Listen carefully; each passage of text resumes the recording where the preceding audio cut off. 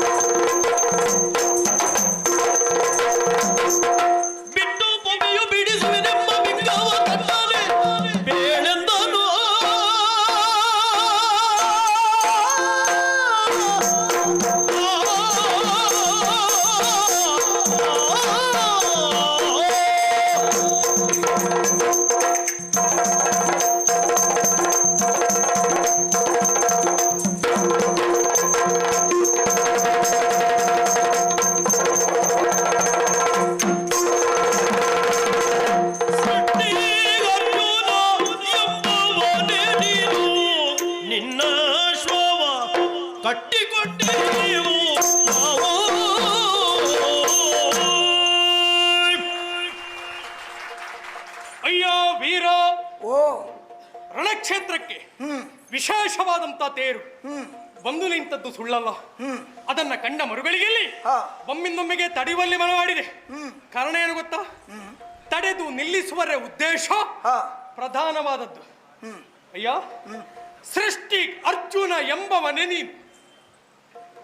ಪ್ರಶ್ನೆ ಅಲ್ಲ, ತೀರ್ಮಾನವೇ ಇದು. ಉತ್ತರ ಉತ್ತರವೇ ಉತ್ತರವೇ ಹೌದು. ತೀರ್ಮಾನ ಮಾಡಿ ಅಲ್ವಾ ಉತ್ತರ ಕೊಟ್ಟಿದ್ದು? ಖಂಡಿತವಾಗಿ. ಯಾಕೆ?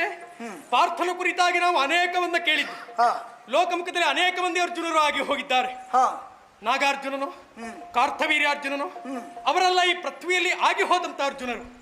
ಆದ್ರೆ ಈ ಭೂಮಿಯಲ್ಲಿ ಹುಟ್ಟಿ ಪೃಥ್ವಿಗೆ ಪ್ರತಿ ಸೃಷ್ಟಿಯನ್ನ ಮಾಡಿ ಸೃಷ್ಟಿಯಲ್ಲೇ ತಾನೇನುವುದನ್ನ ಕಾಣಿಸಿಕೊಂಡು ಲೋಕಮುಖದಲ್ಲಿ ತನ್ನ ಪ್ರತಿಷ್ಠೆಯನ್ನ ಪ್ರತಿಷ್ಠಾಪಿಸಿದವ ಪ್ರತೇನಂದನ ಪಾರ್ಥ. ಅವನೇ ನೀನು ಎನ್ನುವ ನೆಲೆಯಲ್ಲಿ ತಿಳಿದ ನಾನು ಸೃಷ್ಟಿ ಅರ್ಜುನ ಎಂಬವನೇ ನೀನು. ಹೌದಾದ್ರೆ ಏನು ಮಾತುಂಟು. ಹೇಳು. ನೀವು ಬಿಟ್ಟಂತಹ ಅಶ್ವ ನೇರವಾಗಿ ಚಂಪಕನಾಡನ್ನ ಸೇರಿತು. ಪಣಲಿಖಿತವಂತ ಕಂಡಂತಹ ತಂದೆಯವರು ಕುದುರೆಯನ್ನ ಬಂಧಿಸುವಲ್ಲಿ ಮನವನ್ನ ಮಾಡಿದರು. ಕೇವಲ ಬಂಧಿಸಿದ ಮಾತ್ರಕ್ಕೆ ಮುಗಿಯಿತಾ? ನೀವು ಬರೆಸಿದರ ಅನುಗುಣವಾಗಿ ಹೋರಾಟವೇ ಪ್ರಧಾನವಾಗಿರಿಸಿಕೊಂಡು ನಾವು ಹೋರಾಟಕ್ಕೆ ಕಣಕ್ಕೆ ಇಳಿದವರು. ಸೇನಾ ನಾಯಕನಾಗಿ ಬಂದವ ನಾನು. ನಿನ್ನ ಸೇನೆಗಾಗಿರುವಂತಹ ನೋವನ್ನ ಗ್ರಹಿಸಿ ಎಲ್ಲವರು ನನ್ನ ಬಾಣದ ಹತ್ತಿಗೆ ತುತ್ತಾಗಿ ಮಲಗಿದ್ದವರಿದ್ದಾರೆ.